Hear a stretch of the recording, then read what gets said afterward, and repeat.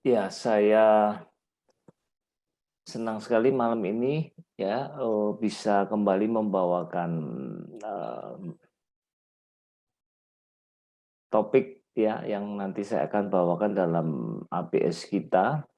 Memang saya sendiri berharap ya bahwa yang mengikuti APS bisa lebih banyak lagi karena seperti yang saya sering singgung-singgung entah melalui apa khotbah atau apa saja ya yang sempat saya sampaikan bahwa gereja yang kuat itu selalu dicirikan dengan gereja yang suka belajar. Ya, selain gereja yang suka berdoa, tetapi juga gereja yang suka belajar. Biasanya kalau pemahamannya tentang firman Tuhan itu cukup solid, ya maka kemudian tidak mudah untuk diumbang-ambingkan dengan pengajaran-pengajaran yang aneh-aneh, apalagi yang sesat ya. Jadi saya menghimbau untuk kita sekalian bisa terus tetap setia dan mengajak teman-teman yang lain ya untuk bisa mengikuti acara ABS kita. Oke, mari kita akan sama-sama datang kepada Tuhan dalam doa terlebih dahulu sebelum kita nanti akan masuk ke dalam pembahasan firman Tuhan. Mari kita berdoa. Bapa dalam surga, kami berterima kasih buat kebaikan Tuhan dalam kehidupan kami. Dan terima kasih untuk kesempatan pada malam hari ini kami bisa berkumpul secara online melalui sarana Zoom ya, di dalam acara ABS malam ini ya Tuhan.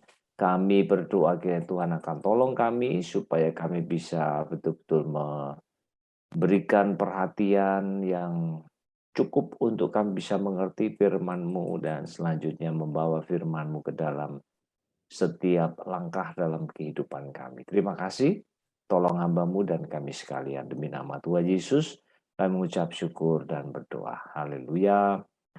Amin. Ya. Oke, sebentar saya mesti...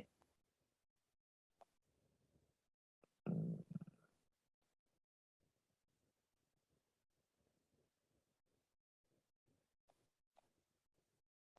ya, saya akan membawakan sebuah topik yang agak tidak lazim ya, mengenai saya beri judul ya tangis dan harapan ya, tangis dan harapan. Ya, nah sebelum saya masuk membahas mengenai hal ini,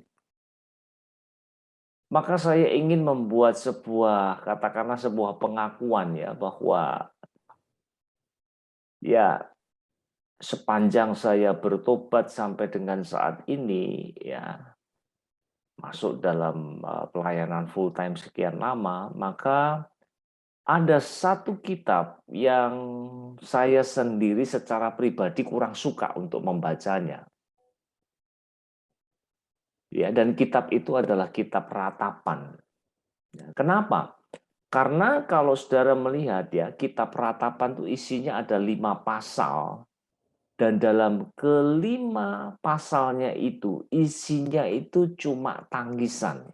Ya, isinya adalah kesedihan, isinya adalah ungkapan penderitaan, ungkapan kengerian, duka cita yang mendalam, ya, kesesakan di dalam jiwa. Itulah yang diungkapkan di dalam 5 pasal di dalam kitab uh, Ratapan. Ya. Nah, tetapi terlepas suka atau tidak suka, Allah sengaja menempatkan kitab tersebut di dalam kitab sucinya. Nah, itu sebabnya saya kira kita semua orang percaya ya, kita tidak boleh picky ya. Picky itu pilih-pilih gitu ya. Yang saya suka saya baca, yang nggak suka saya nggak mau baca. Nggak boleh begitu. Ya, bahkan ya saya ingin membawa gereja kita itu pada akhirnya itu betul-betul bisa memahami ya keseluruhan Alkitab begitu ya. Itu sebabnya pada kesempatan ini saya mau ajak kita belajar dari kitab Ratapan yang seringkali ya kalau saya tanya kepada saudara-saudara barangkali ya sedikit saja mungkin yang kenal dengan kitab ini. Ya, nah mari kita mulai dengan memahami terlebih dahulu apa sih ratapan itu ya. Nah, ratapan itu adalah tangisan yang panjang ya, berlarut-larut dan disuarakan dengan suara yang keras ya. Jadi bukan hanya nangis sesenggukan saja ya. Yang pada akhirnya itu sampai ke telinga Allah ya. Dan itu sumbernya atau datang dari seorang yang mengalami kepedihan atau kehilangan yang tak terperi, itu yang tidak tergambarkan karena begitu menyakitkannya sehingga akhirnya tangisan saja ya yang kemudian lahir daripadanya.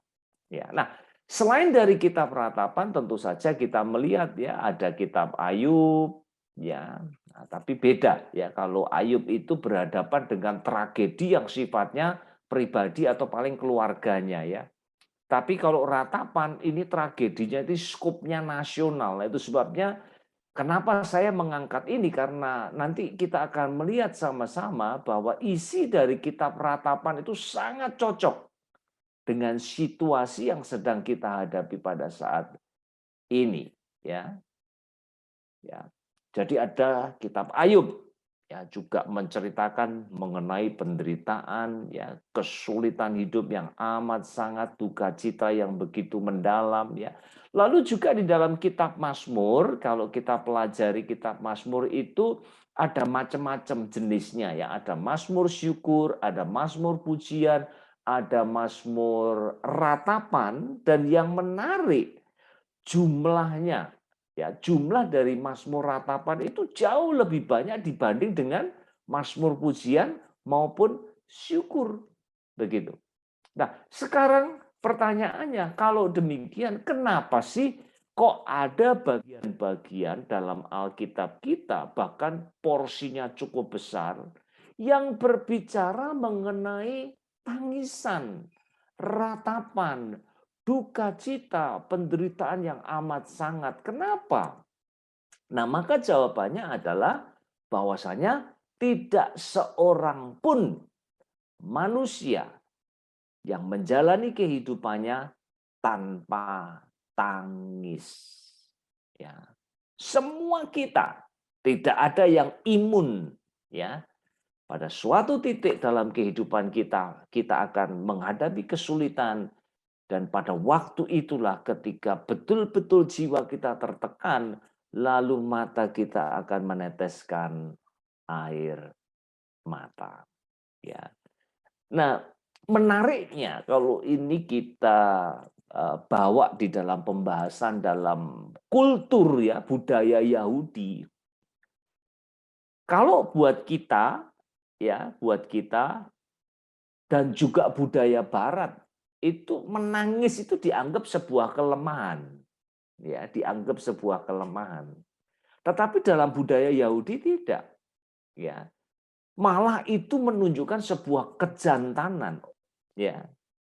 Jadi ada seorang penulis bahkan yang mengatakan ya, kalau Anda tidak bisa menangisi kematian seorang serdadu Israel, jangan pernah berharap menjadi perdana menteri di Israel.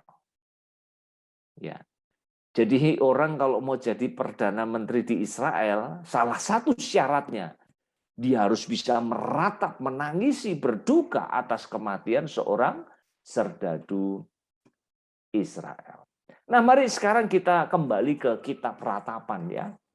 Nah, kenapa ya kalau kita ya berbicara mengenai siapa yang menulis kitab Ratapan, nah secara tradisional ya dipahami bahwa penulisnya adalah Yeremia, Nabi Yeremia.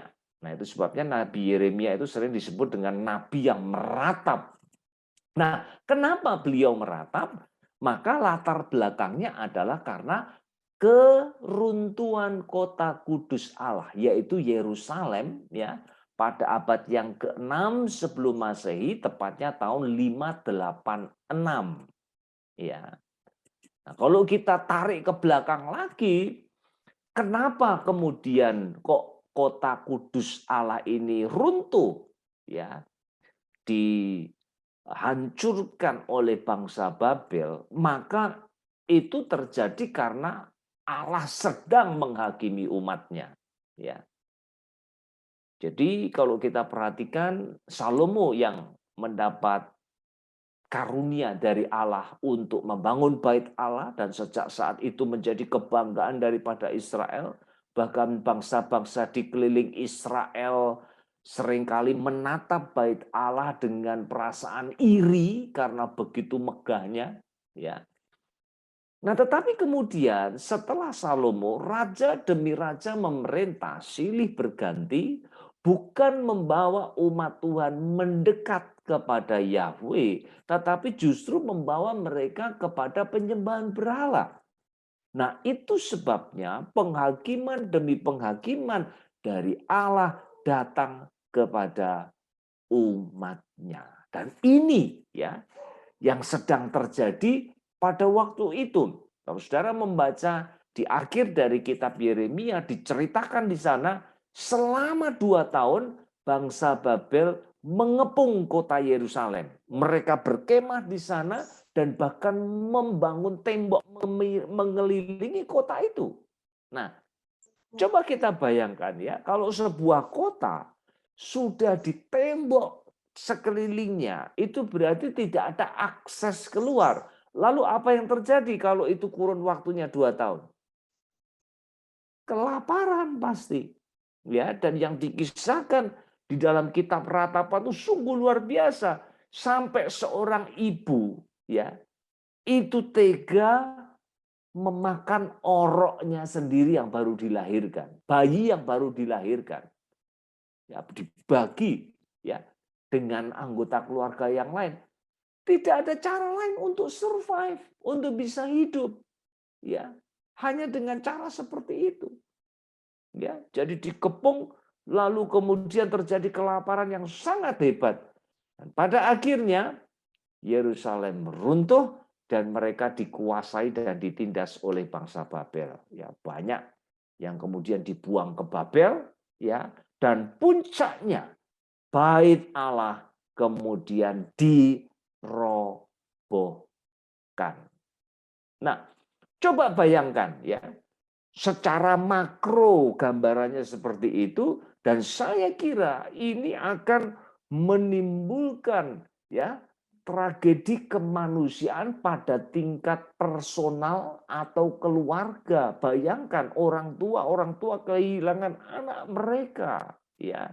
Biasanya mati lebih dulu adalah yang paling muda.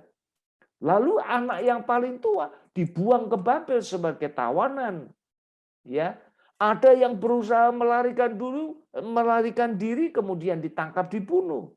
Yang lainnya berusaha hidup ya di tengah-tengah reruntuhan daripada bait Allah, rumah-rumah mereka dan semua bangunan pada waktu itu. Nah, pada waktu itulah Yeremia melayani dan dia sekaligus menjadi saksi mata dari situasi yang sangat kelam tersebut. Ya. Nah, mari sekarang kita akan melihat ya ayat-ayat yang menggambarkan ya ratap tangis daripada Yeremia ya terkait dengan tragedi yang tadi saya sudah ceritakan sebagai latar belakangnya. Coba kita lihat ayat 16 pasal pertama. Karena inilah aku menangis, mataku mencucurkan air mata. Karena jauh daripadaku penghibur yang dapat menyegarkan jiwaku. Bingunglah anak-anakku karena terlampau kuat si seteru. Pasal 2 ayat 11, mataku kusam dengan air mata, remuk redam hatiku, hancur habis hatiku karena keruntuhan putri bangsaku, sebab jatuh pingsan kanak-kanak dan bayi di lapangan-lapangan kota. Ya, pasal 3 ayat 48 sampai 50. Air mataku mengalir bagaikan batang air karena keruntuhan putri bangsaku. Air mataku terus-menerus bercucuran dengan tak henti-hentinya sampai Tuhan memandang dari atas dan melihat dari surga. Saudara, perhatikan di sini ya, tidak cukup satu pasal menggambarkan atau menuangkan, ya, mengungkapkan kesedihan yang ada di dalam hati Yeremia. Ada 5 pasal dan menarik sekali, saudara, kalau perhatikan ya, pasal pertama, kedua, 3 dan 4 itu disusun berdasarkan alfabet, ya, Ibrani. Nah, beda alfabet. Kalau kita ada 26 ya, kalau Ibrani itu ada 22 karena tidak ada huruf hidup, ya, tidak ada huruf hidup. Nah, jadi dia cara mengungkapkannya itu ya dari A sampai Z begitu, ya. A gitu misalnya. Betapa beratnya beban yang Tuhan taruh di atas pundakku gitu, ya.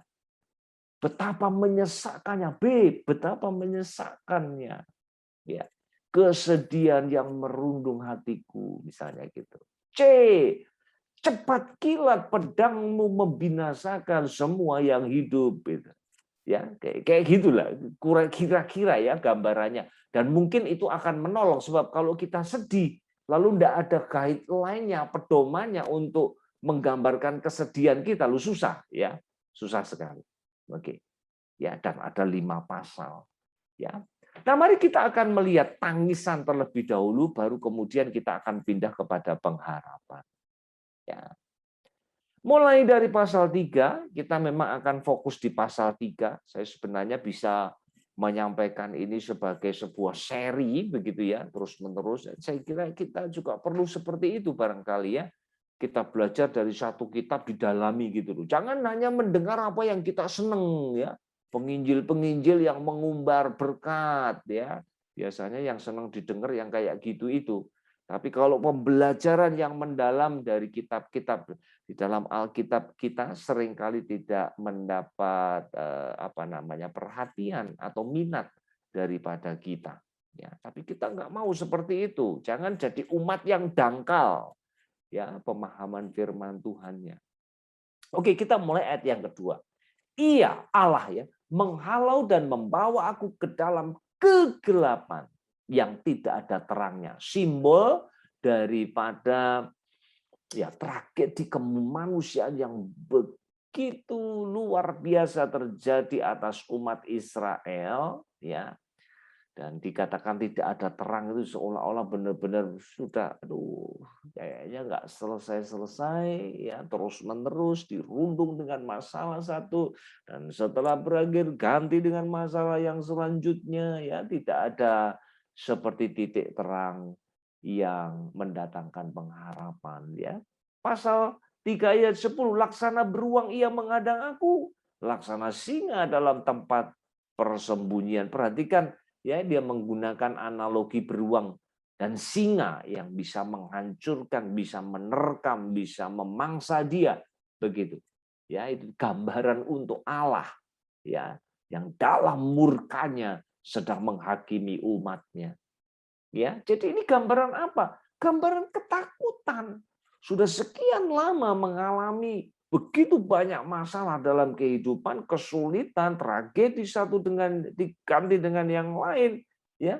Lalu kemudian pertanyaannya, habis ini apa lagi yang akan terjadi? Ya, jadi ini sebenarnya adalah sebuah ungkapan dari ketakutan.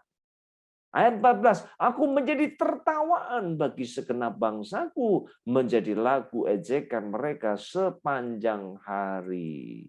Ya, jadi luar biasa sekali ya. Sudah sengsaranya luar biasa, ya. Bukan hanya dia, tetapi seluruh segenap bangsanya. Ya. Lalu kemudian diejek, dibully. Waduh, luar biasa sekali. Ya, penderitaannya komplit. Sampai-sampai di ayat 17 dia mengatakan, engkau Allah menceraikan nyawaku dari kesejahteraan.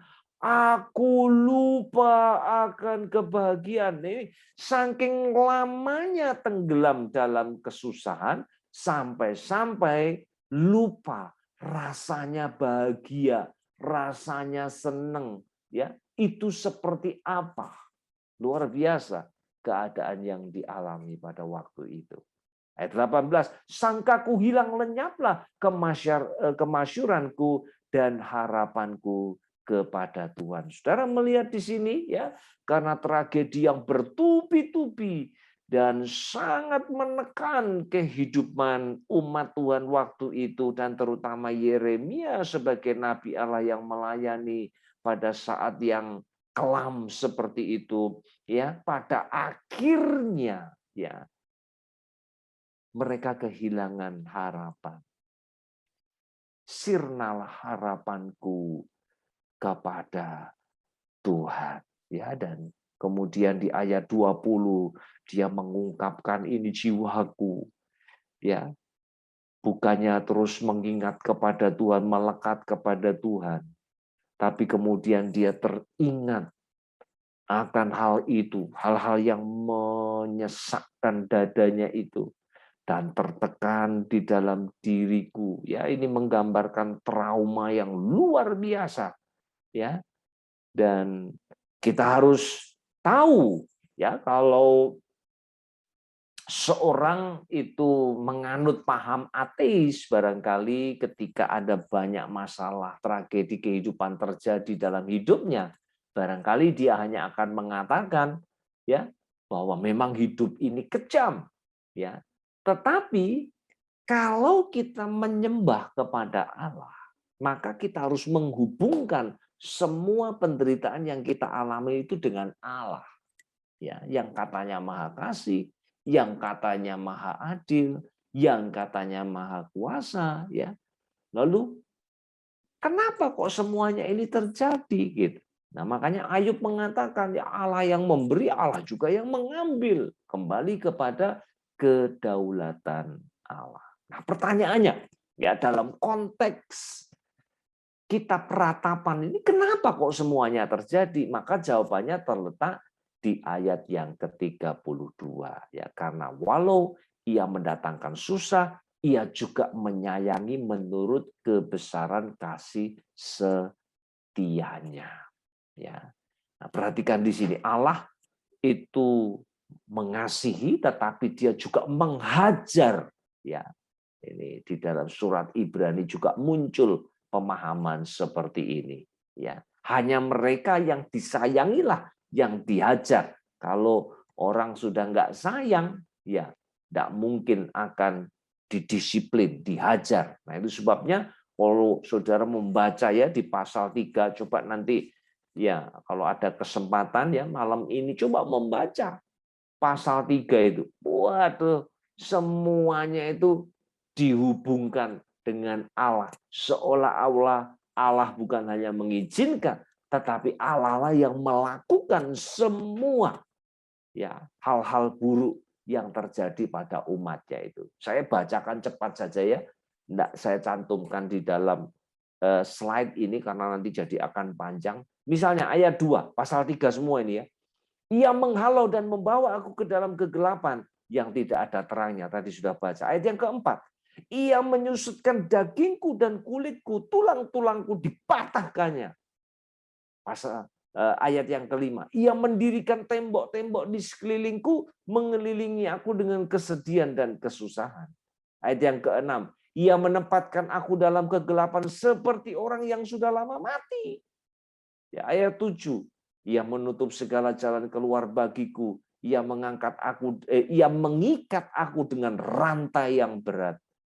Ayat yang ke-11, ia membelokkan jalan-jalanku, merobek-robek aku dan membuat aku tertegun. Ayat 12 yang menarik, Saudara. Dikatakan di situ, ia Allah loh ya. membidikkan panahnya dan menjadikan aku sasaran dari anak panahnya. Jadi seolah-olah ini Yeremia menggambarkan itu loh. Jadi kalau kita sedang misalnya entah menembak atau memanah ya dalam hal ini, itu yang jadi target anak panahnya Allah itu bidikan, dan anak panahnya Allah adalah umatnya, umat kesayangannya sendiri yang dibidik lalu kemudian ditembak atau di apa itu dilontari dengan anak panah ya yang sudah dibidikkan ke arahnya sebelumnya. Ya. Saudara, jadi itu ya kita melihat bahwa memang Yeremia sedang menggambarkan betapa murkanya Allah terhadap umatnya pada waktu itu. Ya, karena mereka sudah tidak setia kepadanya lagi dan bahkan meninggalkan Allah dan kemudian menyembah kepada berhala. Nah, ayat 3 pasal 3 ayat yang pertama dan ini menjelaskan ya apa yang tadi saya sudah sampaikan. Akulah Allah yang melihat sengsara disebabkan cambuk murkanya. Nah, ini dia. Ya, pada akhirnya kita melihat bahwa sebenarnya apa yang terjadi itu adalah penghakiman Allah atas umatnya. Nah, kata cambuk di sini ya. Ini sebenarnya kata yang sama yang muncul di Mazmur 23 ayat yang keempat itu, ya. Ketika aku berjalan dalam lembah kekelaman, aku tidak takut. Ya, sebab apa? Sebab gadamu dan tongkatmu lah yang menghibur aku. Ya, kok bisa? Ya, itu ada dua alat itu ya, tongkat dan gada. Nah, gada itu sebenarnya sama dengan cambuk ini, persis sama katanya yang digunakan itu. Nah, tongkat itu dipakai, tongkat itu tempat yang bengkok ya, untuk kemudian kalau ada domba yang mau cari jalannya sendiri ya tinggal ditarik dengan tongkat yang bengkok itu. Tapi kalau gada, ini fungsinya adalah untuk menghajar predator yang mau memangsa domba yang digembalakan oleh seorang gembala. Ya, jadi tongkat atau gada itu seperti tongkat baseball yang besar, batang yang besar begitu ya, yang biasanya untuk melindungi sekarang digunakan untuk menghajar umatnya. Ya, dan itulah yang terjadi. Ya, dan memang saya tidak mengatakan ya bahwa pandemi yang terjadi saat ini itu karena Allah sedang menghakimi umatnya. Ya, saya tidak sampai pada kesimpulan itu, ya bisa jadi, tetapi juga bisa jadi tidak. Tetapi kalau bicara tentang kitab ratapan, maka itulah yang terjadi. Tapi kita masih bisa juga belajar daripadanya. Ya, nah, puji Tuhan, tangisan tidak berhenti pada tangisan saja. Tetapi ada pengharapan. Nah, ini yang kita mau lihat sama-sama. Ya, ini yang kita akan lihat sama-sama. Nah, mari coba ya gunakan imajinasi kita. Kalau Anda ya berdiri pada posisi Allah, lalu umat pada waktu itu sedang mengalami ya tragedi yang bertubi-tubi dan sangat luar biasa menekan hidup mereka. Kira-kira kalau saudara jadi Allah, perkataan pengharapan apa yang saudara mau sampaikan kepada mereka? Supaya mereka tidak larut dalam kesedihan terus. Apa kira-kira? Mungkin kita akan mengatakan apa? Tenang, ya, tidak selamanya mendung itu kelabu. Ya. Nanti akan ada terang. Yerusalem akan dipulihkan dan memang 70 tahun kemudian, ya, maka Yerusalem kemudian dipulihkan pada zamannya Esra dan Nehemia. Ya, itu betul. Ya. Atau barangkali kita akan menghibur apa? Untuk umat Tuhan yang berduka pada waktu itu. Tenang saja. Yerusalem bukan hanya dipulihkan, tetapi nanti akan ada Yerusalem baru yang turun dari langit. Ya. Tapi perhatikan, apakah itu yang kita lihat di dalam kitab Ratapan? Kenyataannya tidak, Saudara. Ya, bukan perkataan itu yang muncul di dalam Alkitab kita, di dalam kitab Ratapan. Kenapa? Karena orang kalau sudah mengalami duka cita yang sedemikian dalamnya, ya, dan sudah tenggelam sekian lama dalam kesulitan kehidupan, maka mereka nggak mikir jauh-jauh. 70 tahun lagi engkau akan dipulihkan. Oh, terlalu lama. Ya. Akan ada Yerusalem baru yang turun. Aduh, kapan itu? Ya, akhir zaman baru kemudian, ya. Kesudahan zaman baru kemudian itu terjadi. Jadi itu tidak akan menghiburkan itu. Ya. Tidak akan pernah menghiburkan. Pertanyaan mereka itu simpel. Bagaimana saya bisa melalui hari ini? Jadi Yerusalem baru bukan jawaban buat pergumulan mereka. Nah, saya tertarik untuk mengangkat kutipan dari Charles Spurgeon, ya. Dia mengatakan begini, kedatangan Yesus yang kedua kalinya bukanlah penghiburan bagi orang yang sedang tertekan oleh penderitaan yang amat sangat. Tetapi kedatangannya yang pertama, Tuhan Yesus datang dan kemudian dia mati di atas kayu salib, ya, mengalami sengsara dan mati di atas kayu salib, itulah yang akan menjadi penghiburan buat orang yang sedang tertekan oleh penderitaan yang amat sangat. Kalau kedatangan Yesus yang kedua kali terlalu jauh, ya, dia butuh penghiburan pada saat sekarang ini. Dan biasanya penghiburan itu akan datang, ya, ketika kita melihat bahwa ada orang yang pernah mengalami hal yang sama lalu menang atas penderitaan itu. Maka ingat ya, lelucon klasik itu ya. Ya, saya sudah dengar ini dari waktu saya masih remaja itu, ya. Ada seorang istri yang mau melahirkan, ya, kemudian suaminya coba untuk menenangkan, ya, tenang sebentar lagi, pasti bisa, ayo kamu bisa, ayo kamu bisa. Istrinya kemudian mulai marah, bisa emangnya kamu sudah pernah ngerasain? Nah, saudara ya, jadi artinya apa? Ya, suami hanya ngomong saja, tetapi dia sendiri belum pernah mengalaminya. Ya, belum pernah mengalaminya. Jadi perkataan apapun yang diucapkan untuk menguatkan istrinya itu semua teori. Ya, dan itu sebabnya tidak pernah menyentuh hati istrinya. Ya, ya. Nah, mari kita lihat sekarang apa yang Allah katakan kepada umatnya. Ya, mari kita lihat pasal 3 ayat 21, 22, ya, dan juga ayat 23 dan 24. Nah, ini ya sudah banyak kita nyanyikan ini ya. Ini ayat-ayat yang familiar ya. Coba perhatikan di sini ya. Tetapi hal inilah yang kuperhatikan. Oleh sebab itu aku akan berharap tidak berkesudahan kasih setia Tuhan, tak habis-habisnya rahmatnya. Selalu baru tiap pagi, besar kesetiaanmu. Tuhan adalah bagianku, kata jiwaku. Oleh sebab itu, aku berharap kepadanya. Saudara, kalau orang sudah betul-betul menderita luar biasa, dan saya kira saat ini ada banyak orang yang mengalami hal yang seperti ini.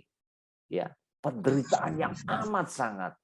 Orang kehilangan pekerjaan, orang kehilangan orang-orang yang mereka kasihi, ya, bahkan ya karena persoalan-persoalan ekonomi yang terjadi, lalu terlibat konflik dengan anggota keluarga, bahkan dengan istri atau suami, sehingga terjadi ketegangan yang luar biasa. Ya, banyak orang yang saat ini sedang menderita oleh karena situasi yang sulit yang sedang kita hadapi. Saudara, maka berita di dalam Ratapan pasal 3, mulai ayat 21 sampai 24 ini berita yang sangat menyejukkan hati kita. Jadi dengan kata lain, kalau ini dibahasakan dengan cara yang lain, ini sebenarnya mirip perkataan Rasul Paulus, kasih karuniaku cukup bagimu. Aku tahu engkau sedang mengalami kesulitan yang luar biasa, tetapi aku tidak akan pernah meninggalkan kamu. Aku akan terus berjalan bersamamu, dan engkau akan melihat kasih setiaku selalu baru setiap hari. Luar biasa, saudara. Ya. Dan inilah yang kita butuhkan, saudara. Ya. Kita punya juru selamat, ya, yang bukan hanya ikut merasakan apa yang kita rasakan sekarang ini, ya. Tetapi juru selamat kita adalah juru selamat yang juga menang atas penderitaan, bahkan yang menang atas maut. Nah, inilah yang akan menjadi pengharapan dan kekuatan bagi kita semua.